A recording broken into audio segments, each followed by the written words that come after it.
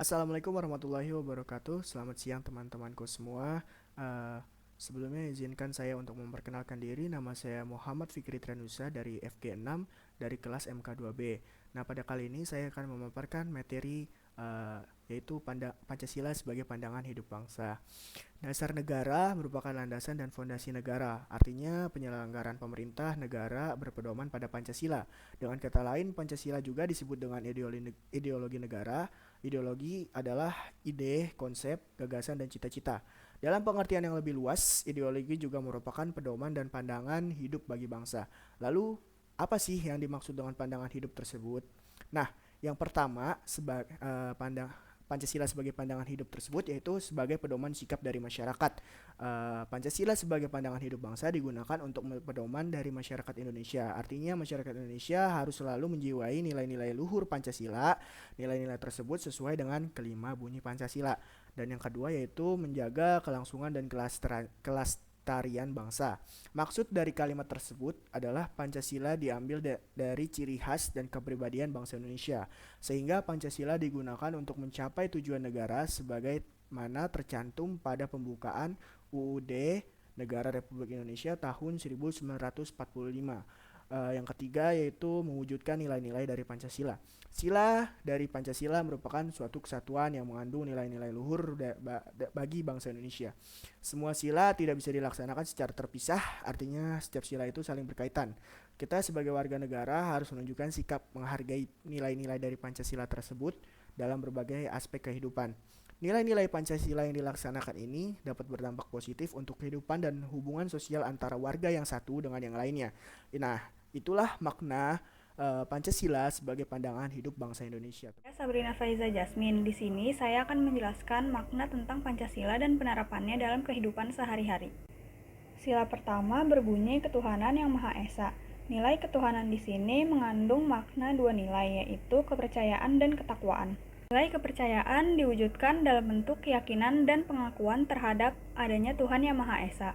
Penerapan dalam kehidupan sehari-hari yaitu saling menghormati antar umat beragama. Selanjutnya, nilai yang terkandung pada sila kedua adalah kemanusiaan.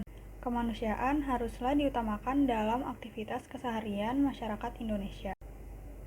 Apalagi Indonesia memiliki semboyan Bhinneka Tunggal Ika yang artinya berbeda-beda tetapi tetap satu.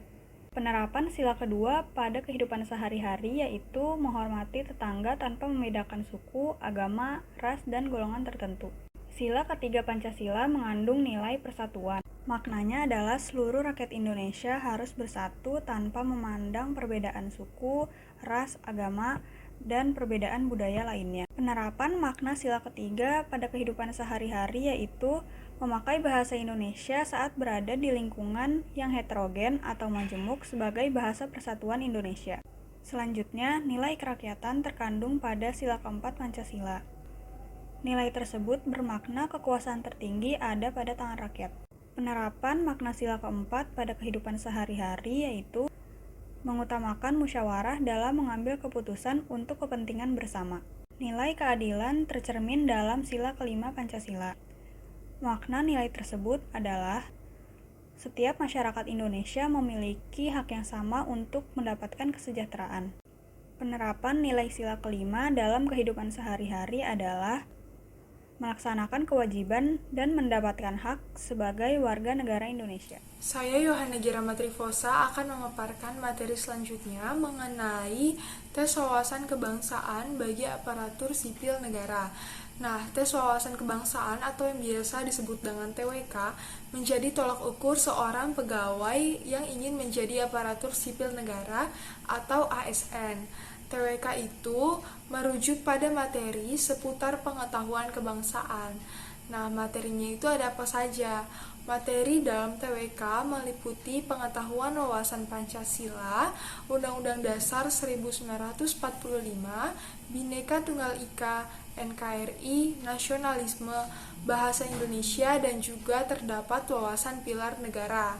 Nah, tes ini diberikan dalam rangka menguji kemampuan calon aparatur sipil negara. Karena salah satu fungsi aparatur sipil negara ialah sebagai perekat NKRI. ASN juga mempunyai peran penting dalam menjamin kesatuan dan persatuan bangsa.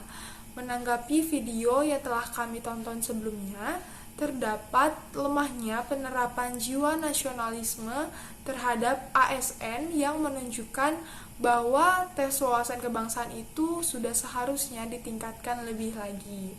Tes wawasan kebangsaan merupakan sesuatu hal yang lumrah untuk diselenggarakan, terlebih dalam menyeleksi aparatur sipil negara.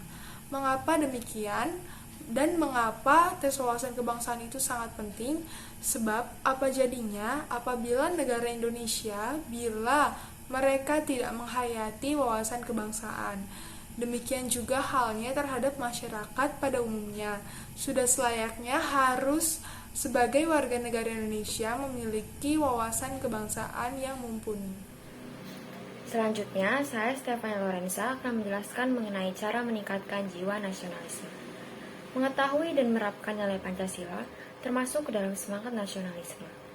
Ada banyak cara yang bisa dilakukan untuk menjaga dan meningkatkan jiwa nasionalisme. Secara umum, caranya adalah dengan mengikuti upacara bendera, mempelajari dan mengetahui makna lagu-lagu nasional, mempelajari bahasa dan kebudayaan daerah, mempelajari pendidikan kewarganegaraan, menggunakan produk dalam negeri, serta memahami dan menerapkan langsung sila-sila Pancasila. Kemudian, pada era digital ini, media sosial bisa menjadi salah satu sarana untuk meningkatkan jiwa nasionalisme.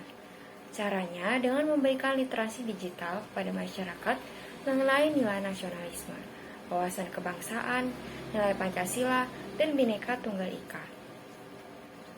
Kemudian, sebagai masyarakat, kita bisa meningkatkan nasionalisme dengan menggunakan aplikasi atau e-commerce Indonesia, seperti Gojek, Blibli, hingga Traveloka. Lalu, mempelajari sejarah dan budaya Indonesia menggunakan teknologi e-book atau poster digital, sehingga tidak perlu lagi menggunakan buku fisik yang tentunya akan menjadi lebih efektif dan efisien.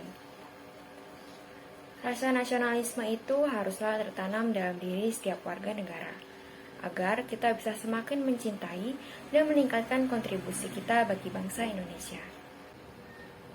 Sekian pemaparan dari hasil diskusi FG6, kurang lebihnya mohon maaf, terima kasih karena telah menyaksikan.